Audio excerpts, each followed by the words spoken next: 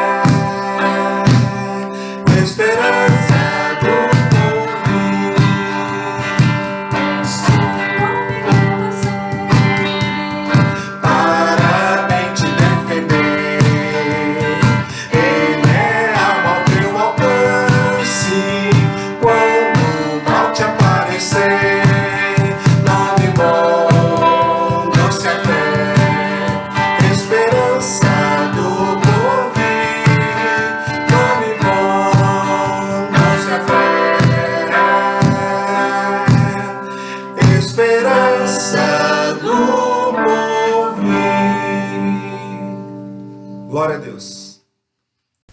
Glória a Deus porque tivemos a oportunidade de adorá-lo com este hino. Sabemos que o nosso Deus, Ele é fiel e justo para perdoar os nossos pecados. E certos de que Ele é misericordioso e puro amor, eu te convido a fechar os teus olhos e ter o seu momento de confissão, o seu momento de reconhecimento de que somente Deus Ele tem poder para perdoar os nossos pecados. Feche os teus olhos e tenha o seu momento com o Pai Celestial. Deus vivo, neste momento em que estamos, com a nossa mente e o nosso coração totalmente voltados a Ti, pedimos, Pai, que o Senhor venha perdoar os nossos pecados, que o Senhor venha a nos ajudar a vencermos a nós mesmos, quando muitas vezes, Pai, entristecemos o Teu Espírito Santo. Ajuda-nos, Deus, a sermos melhores a cada manhã. Senhor Deus, que o Teu Espírito Santo que habita em nós porque reconhecemos que somos templo do Teu Espírito. E sabemos, Senhor Deus, que de maneira alguma Tu habitas em templo sujo. Por isso estamos arrependidos dos nossos pecados e pedimos agora, perdoa-nos, Pai, pela Tua misericórdia e pelo Teu amor. Concede-nos a graça da liberdade da adoração, da liberdade, Senhor Deus, que temos já garantida em Ti. A liberdade, Senhor Deus, de filhos e filhas amados pelo Pai. Rendemos-te graças pelo Teu perdão. E vem agora, Pai, receber a nossa gratidão através dos louvores. Assim oramos em nome de Jesus. Amém. Vamos louvar ao Senhor? Amados irmãos, a graça e a paz, vamos louvar ao Senhor com alegria, com o cântico Faz Chover.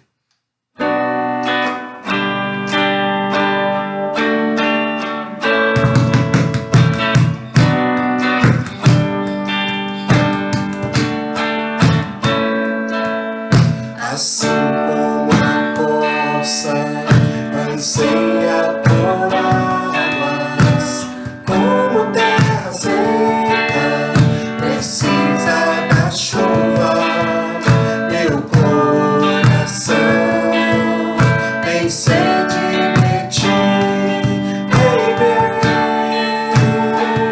e Deus meu, assim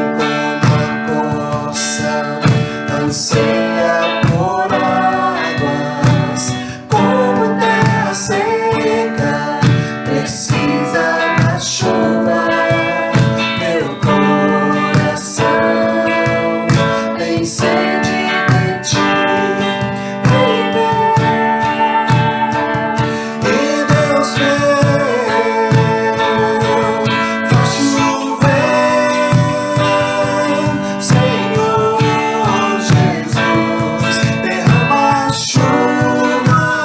Neste lugar,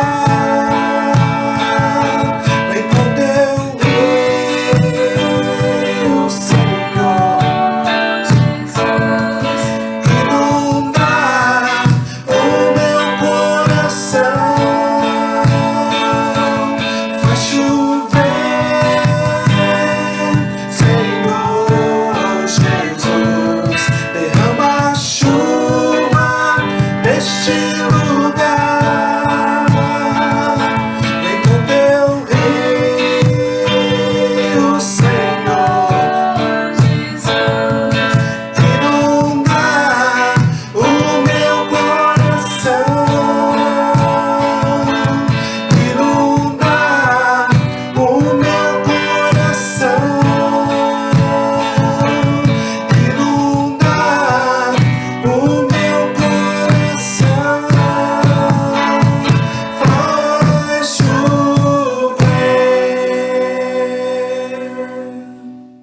Glória a Deus. Amados irmãos, cremos que a unção da alegria está sobre as nossas vidas. Sabendo disso e com muita alegria, cantemos esse cântico. Amém? Unção da alegria. Aleluia.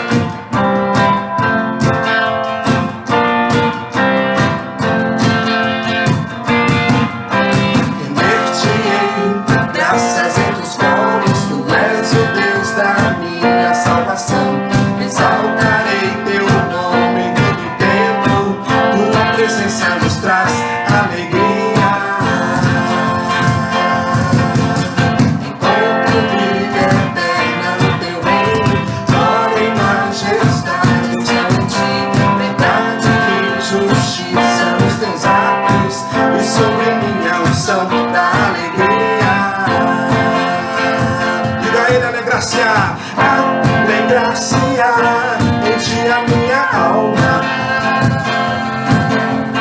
Bom é celebrar a glória do Senhor, e de contemplar pra sempre a Tua face. Sobre o Teu altar coloco o meu louvor. Graça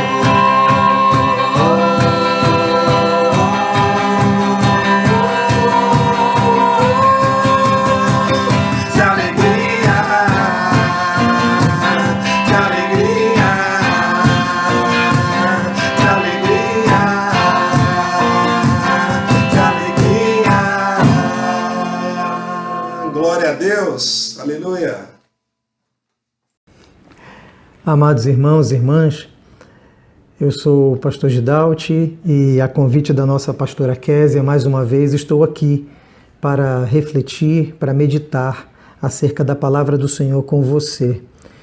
Eu louvo a Deus pela sua vida e o meu desejo é que o Espírito Santo toque no seu coração, na sua mente, que a palavra do Senhor realmente tenha um lugar especial nas nossas vidas hoje e que ela frutifique no nosso caminhar.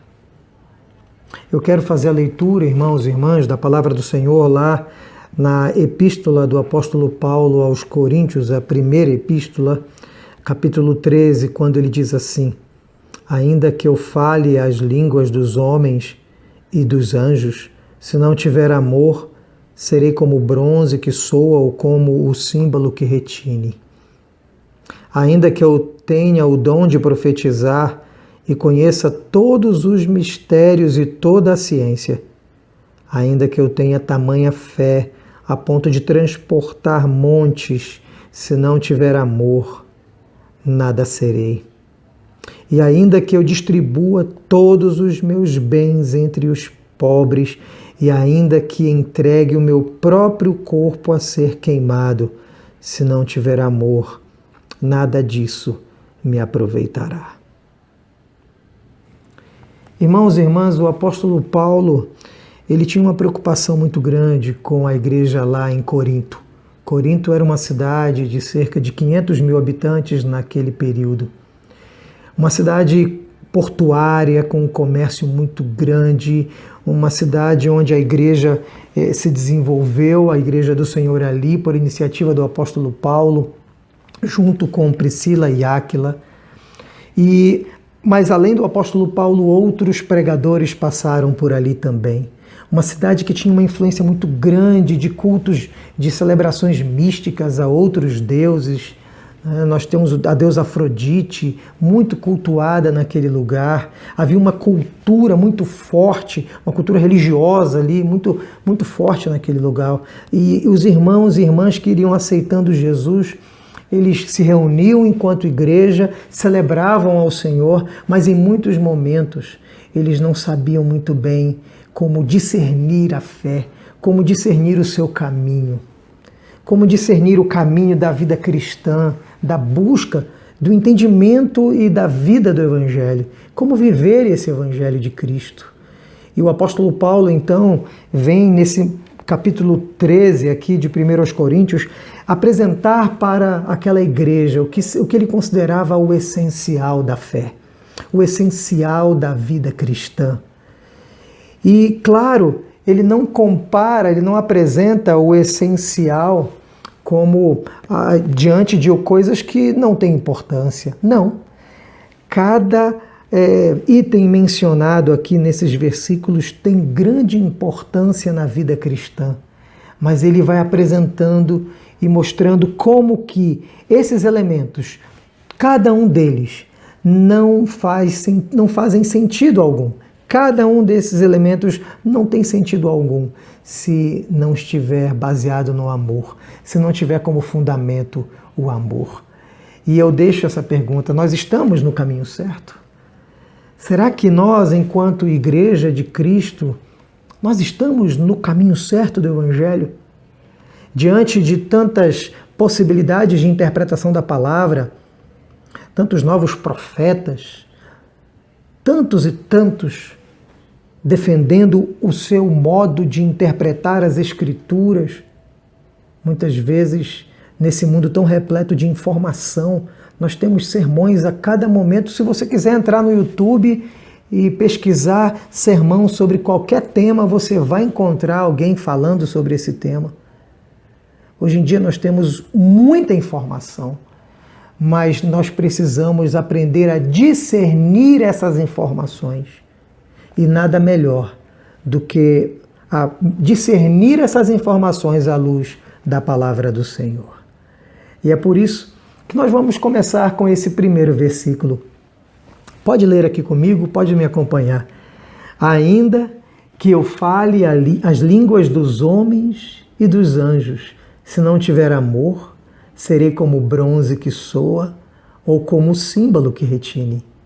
Isso é muito interessante, o apóstolo Paulo tocar exatamente no dom de línguas ali, que naquele contexto da celebração, do culto na igreja de Corinto, tinha uma atenção muito especial. Aquela comunidade, ela estava inserida em meio a muitas religiões em que a maneira de buscar a Deus era uma maneira muito não tão racional, mas sempre mais emotiva, e havia uma necessidade, as pessoas tinham uma necessidade muito grande de sentir algo, de ter uma mística, de ter uma experiência mais mística na hora da celebração. Os sentimentos tinham que estar envolvidos ali e os sinais precisavam estar presentes. Havia uma certa necessidade nos corações. E eu me lembro muito do nosso povo brasileiro, como nós somos sentimento, como nós somos carentes de que Deus fale conosco por meio de sinais, por meio de algo mais que toque nos nossos sentimentos, nas nossas emoções. E eu me lembro dessa palavra do apóstolo Paulo.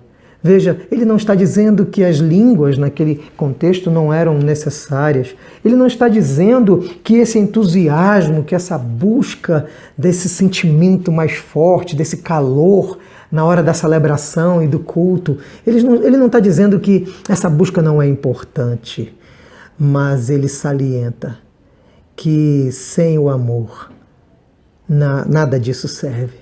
Sem o amor, nós seremos como o bronze que soa ou como o símbolo que retine.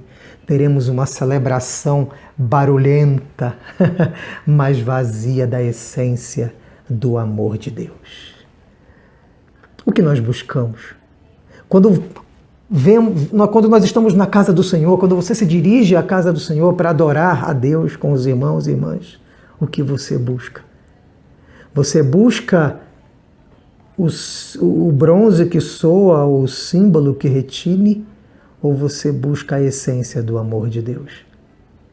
Essa é uma pergunta que a palavra do Senhor nos traz hoje. Também, e aí tem o segundo versículo, na parte A, que ele diz assim: ainda que eu tenha o dom de profetizar e conheça todos os mistérios e toda a ciência. O apóstolo Paulo foi criado aos pés de Gamaliel, um grande teólogo e filósofo judeu da época. O apóstolo Paulo conhecia a filosofia grega profundamente. O apóstolo Paulo, ele realmente valorizava o conhecimento. Olha que coisa interessante. E não se trata apenas de qualquer conhecimento, mas também o conhecimento das ciências e o conhecimento do próprio evangelho, das próprias doutrinas. E é interessante nós contrastarmos isso, porque nós, especialmente nós de uma cultura mais protestante, evangélica, nós valorizamos muito a reta doutrina, a doutrina conforme as Escrituras, o conhecimento da reta doutrina, da ortodoxia. E conhecer de fato as Escrituras é essencial. É muito importante. Veja, o apóstolo Paulo, mais uma vez, eu digo isso aos irmãos e irmãs, ele não está comparando, contrastando o amor com coisas que não têm importância. Não. Ele contrasta o amor com a experiência mais mística, mais forte, mais assim, emotiva, e aquela entrega na hora da adoração, do louvor, até mesmo com o dom de línguas, ele chega a contrastar, e ele contrasta agora com o próprio conhecimento. Olha que interessante, lá em 1 João capítulo 4, versículo 15, diz: aquele que confessar que Jesus é Filho de Deus, Deus permanece nele e ele em Deus. Ora, a reta doutrina, a doutrina mais primordial que temos é essa, é confessarmos que Jesus é o Senhor. Nós, enquanto cristãos, não podemos abrir mão. Reconhecemos que Deus é o Criador dos céus e da terra.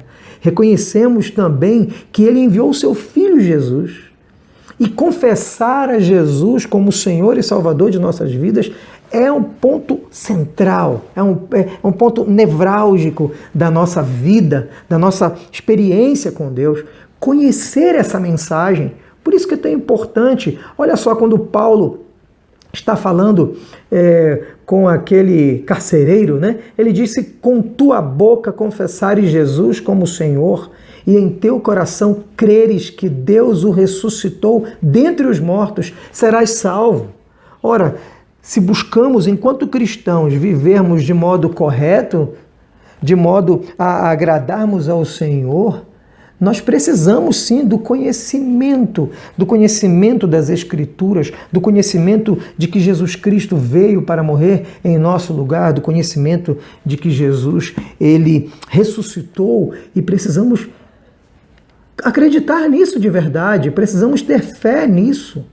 Não tem como. Veja, a reta doutrina também, esse conhecimento correto nos aproxima mais da própria fé em Deus. E nós vemos isso lá em Romanos 10:17, quando o apóstolo Paulo também diz: a fé vem pelo ouvir, e o ouvir pela palavra de Cristo. Assim, quando escutamos a palavra de Deus, é o ouvir que nos aproxima desse conhecimento da mensagem do Evangelho. E quando conhecemos a mensagem, a fé desperta em nossos corações. Aí começamos a acreditar, começamos a confiar nessa doutrina, nesse conhecimento que Deus nos apresenta. Mas olha que interessante, o apóstolo Paulo diz: nem mesmo esse conhecimento, no sentido, o conhecimento da doutrina, o conhecimento das ciências, o conhecimento de qualquer coisa, sem o amor, sem a experiência com o amor de Deus, esse conhecimento é vazio. Esse conhecimento não tem utilidade. E aí, se voltarmos às passagens do Antigo Testamento, em vários momentos, nós temos o conhecimento regado pelo amor de Deus em nossos corações, nos conduz à sabedoria, mas o conhecimento sem o amor de Deus nos conduz à soberba. O conhecimento sem o amor de Deus é mera letra que mata, sem o Espírito que vivifica. Nós precisamos muito, irmãos e irmãs, conhecer profundamente a palavra do Senhor, conhecer também as ciências, todo esse conhecimento humano que nos é disponibilizado, porque Deus nos deu essa capacidade de conhecer, de investigar, mas quando investigamos, conhecemos sem o amor de Cristo em nossos corações, nos distanciamos de Deus. Nós precisamos do amor do Senhor. E aí nós temos a parte B desse versículo 2 de 1 Coríntios 13. Ele continua assim: ainda que eu tenha tamanha fé, a ponto de transportar montes, se não tiver amor, nada serei. Irmãos e irmãs, nós vivemos num mundo que é marcado pela busca dos prodígios e sinais. Especialmente a partir da década de 50, 60 no Brasil, nós tivemos inclusive o que é chamado por muitos de pentecostalismo de cura divina. Porque a primeira onda do pentecostalismo no Brasil, lá no início do século XX, era uma tendência do pentecostalismo que dava ênfase na pregação, na conversão, no arrependimento e no dom de línguas. Isso é interessante. Mas a partir da década de 50, 60, nós tivemos um outro modelo de pregação, e esse modelo sempre focado em prodígios e sinais.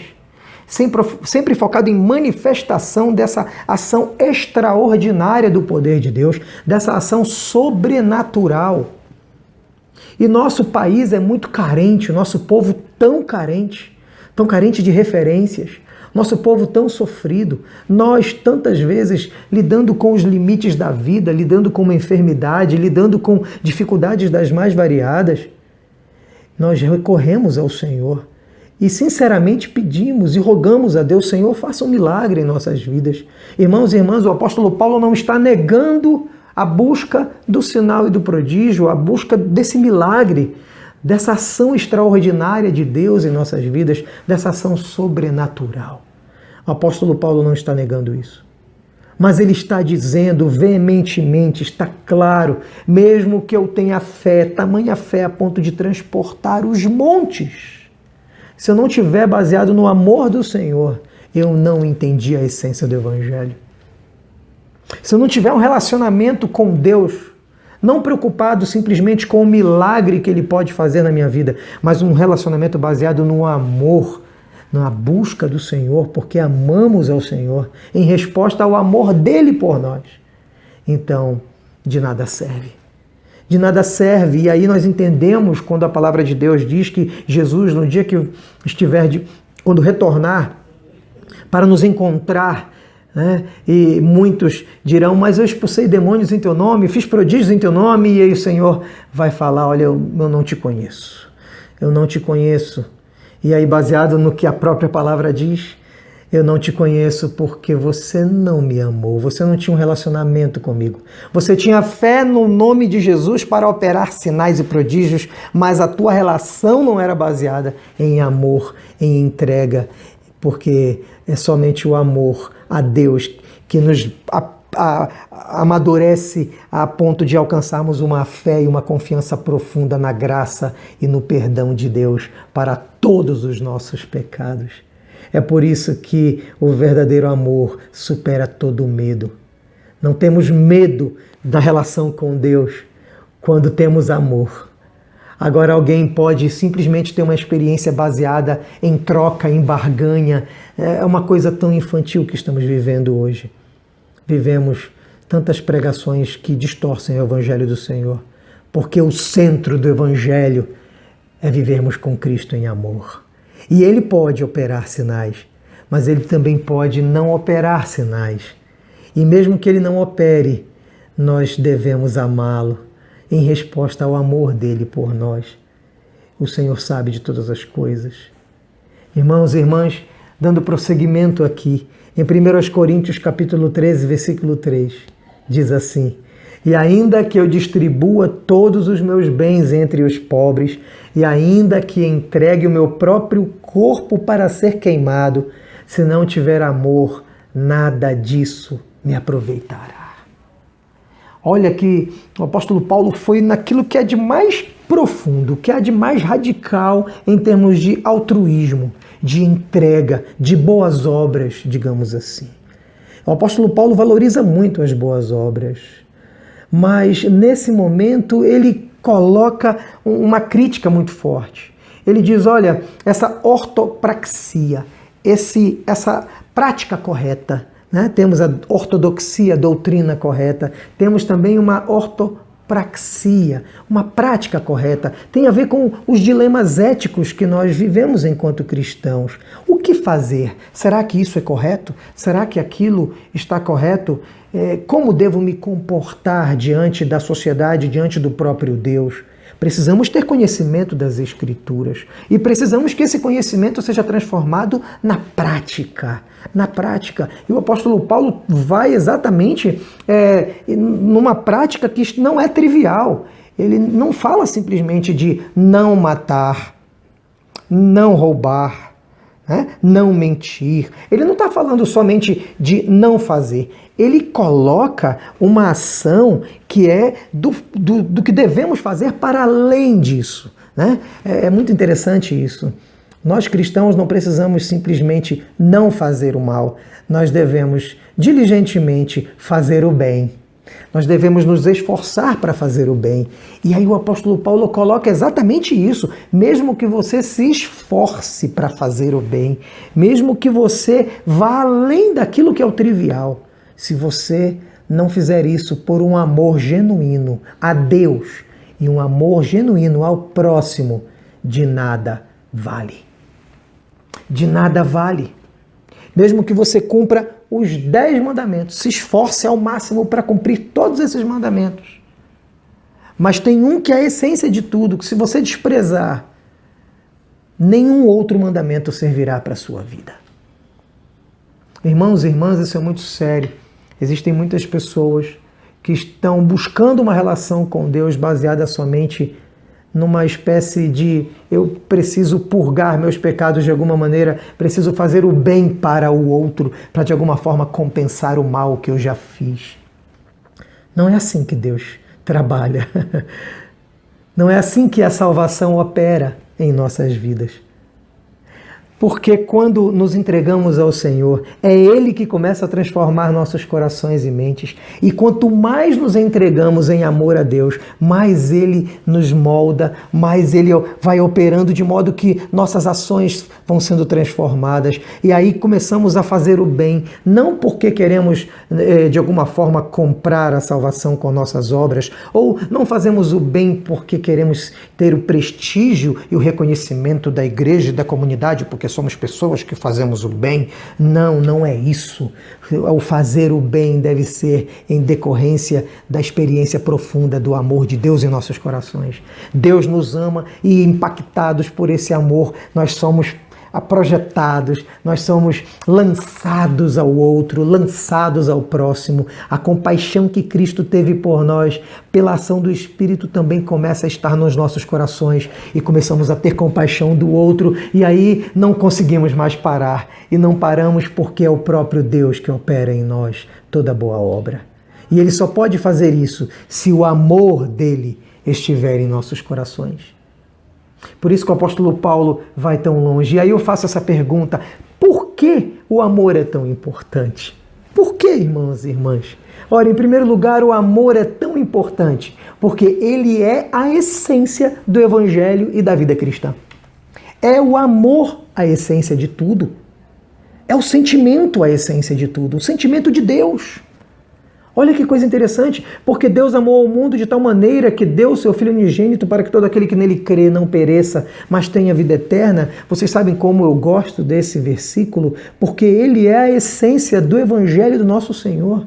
Irmãos e irmãs, toda a atitude que Deus tomou para conosco foi uma atitude para demonstrar e para viver esse amor que Ele tem por nós, esse amor que Ele tem pelo pecador, esse amor que Ele tem pela minha vida, pela tua vida. Deus nos ama profundamente. Lá em 1 João, capítulo 4, versículo 10 diz: nisto consiste o amor, não que nós tenhamos amado a Deus, mas em que Ele nos amou e enviou o seu Filho como propiciação pelos nossos pecados. Irmãos e irmãs, a demonstração, a morte de Cristo. Por isso que não adianta simplesmente a pessoa falar assim: eu acredito porque eu decorei a doutrina, eu acredito, Jesus veio, morreu por mim e eu creio nessa doutrina. Não, não pode ser letra fria, não pode simplesmente crer naquela tese doutrinária e dizer eu acredito que Jesus é o Senhor. Algo frio, não. Acreditar que Jesus veio por nós, morreu por nós, é acreditar na essência do amor de Deus que fez com que ele deixasse de ser quem ele era, fez com que, Filipenses capítulo 2, que Jesus deixasse tudo, toda a honra, toda a glória que ele tinha e se fizesse como o menor dentre nós, provando esse amor maravilhoso, esse amor que nos constrange, esse amor que está acima de tudo. Irmãos e irmãs, é muito importante. A letra fria não é suficiente. Aqui, a essência do amor de Deus, dessa mensagem maravilhosa do Evangelho é revelada. Além, então, do amor ser a essência, o amor coloca à prova o conhecimento. Isso. Olha só o versículo 8 de 1 João, capítulo 4. Aquele que não ama não conhece a Deus, pois Deus é amor. Irmãos, isso é fundamental. Está colocando à prova o amor, o conhecimento. Está colocando à prova o conhecimento. Não adianta conhecer toda a doutrina. Não adianta conhecer toda a doutrina de cabo a rabo, porque o amor coloca à prova. Veja, aquele que não ama não conhece a Deus. Pode decorar a Bíblia toda. É o amor a Deus que é a marca. É o amor a Deus que confirma que conhecemos a Deus. De outro modo, poderíamos dizer assim: é impossível que alguém conheça a Deus e não tenha um cadinho desse amor de Deus no seu coração. É impossível. Porque conhecer a Deus implica nessa transformação poderosa da graça. Essa graça que nos transforma e nos ensina a perdoar, e nos ensina a amar, nos ensina a sair do nosso ego, do nosso egoísmo, olhar para além do nosso umbigo. Irmãos e irmãs, louvado seja o nome do Senhor, porque essa mensagem é poderosa. É o amor que coloca à prova o conhecimento. Também o amor é o sinal visível da graça invisível. Já teve uma discussão na época da Reforma Protestante, porque Lutero dizia: a igreja está onde se prega corretamente a palavra de Deus e se ministram, onde se prega a palavra de Deus e se ministram corretamente os sacramentos. Aí depois tinha um outro reformador, o Thomas Mintzer, quando ele dizia assim: não, a igreja está onde o Espírito de Deus sopra, onde o Espírito de Deus opera, porque existem pessoas analfabetas que conhecem a presença, a fala, esse sentimento, esse evangelho chega, alcança o coração. E aí ele começa a dissertar, mas vamos retornar um pouquinho à essência, porque a essência de tudo está aqui. Olha o que diz a palavra: ninguém jamais viu a Deus.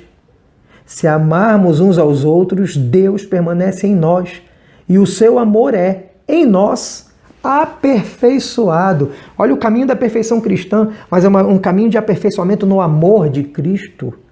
Versículo 13: nisto conhecemos que permanecemos nele e ele em nós, em que nos deu do seu Espírito. Irmãos e irmãs, a presença do amor de Deus no meio da comunidade é o sinal visível de que a graça e o mover de Deus estão nessa comunidade.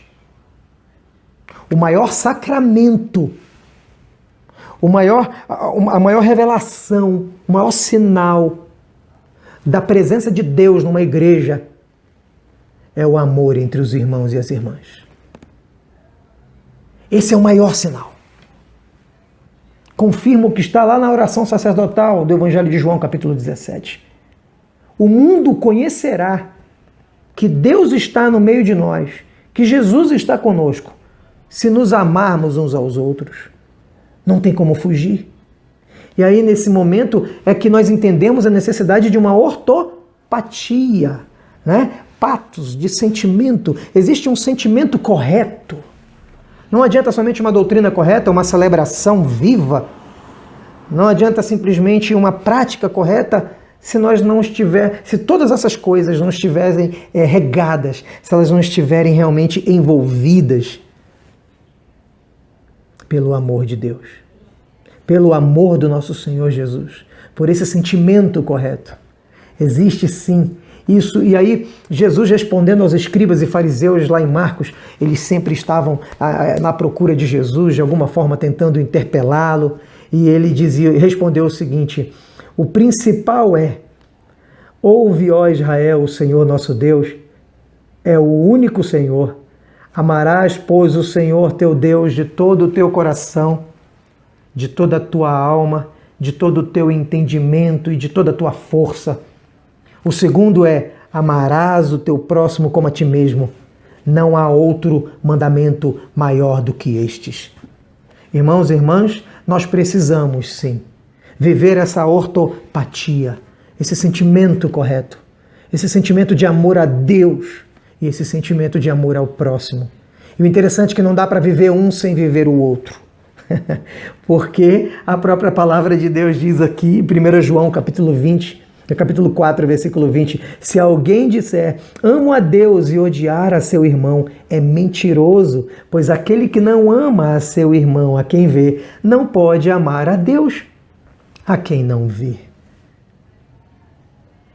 E eu quero trazer esse convite, porque o apóstolo Paulo lá no capítulo 13, ele mais no final, ele mais adiante ali, depois dos versículos que nós lemos, o apóstolo Paulo nos faz um convite à maturidade. Era o convite que ele estava fazendo para aquela comunidade de Corinto, para aquele povo. Ele estava convidando os irmãos de Corinto para saírem da meninice da fé e caminharem para a maturidade do relacionamento com Deus. E essa maturidade está na essência, em descobrirmos e vivermos essa essência do relacionamento com Deus. Quando eu era menino, falava como menino, sentia como menino, pensava como menino. Quando cheguei a ser homem, desisti das coisas próprias de menino. Nós precisamos amadurecer nosso relacionamento com Deus. E esse relacionamento não pode ser baseado simplesmente na busca de celebrações que nos toquem, ou na busca dos sinais e prodígios, ou do conhecimento doutrinário mais profundo, ou até mesmo da prática mais correta, se essas coisas não estiverem realmente ordenadas, unidas pelo amor, pela experiência do amor de Deus na tua vida, pela experiência do amor de Deus na minha vida. Eu convido você a fazer essa reflexão. Você está no caminho certo? Como está o teu caminhar com Deus? Ele está sendo regado, ele está sendo alimentado pela experiência viva do amor de Deus, do amor que é com Ele e com o próximo, do amor vivido em relações mais profundas.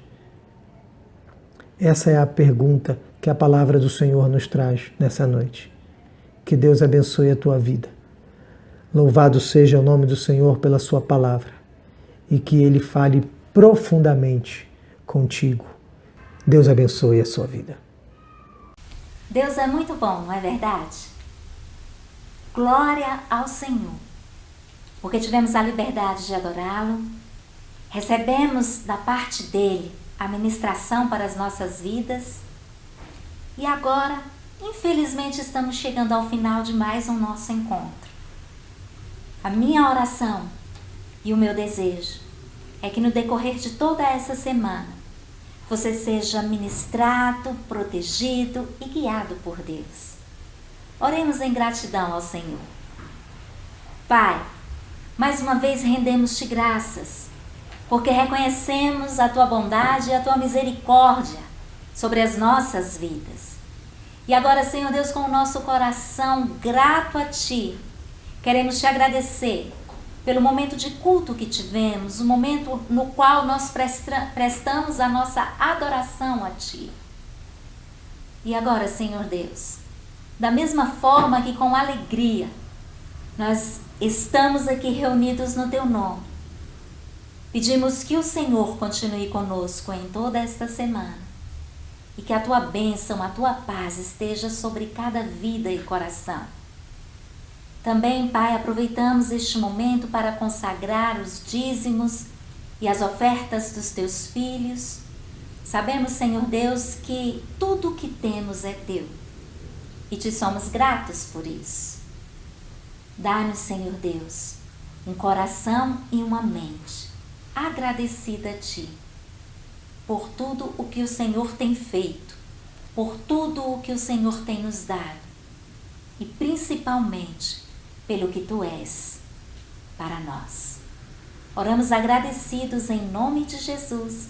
Amém e amém. Recebam a bênção, meus queridos. Que a graça do nosso Senhor e Salvador Jesus Cristo, o amor de Deus, o nosso Pai, a comunhão e a consolação do doce Espírito Santo permaneça em nossas vidas e caminhe conosco hoje e sempre. Amém e amém. Uma semana de bênção, uma semana abençoada e um grande abraço da sua pastora.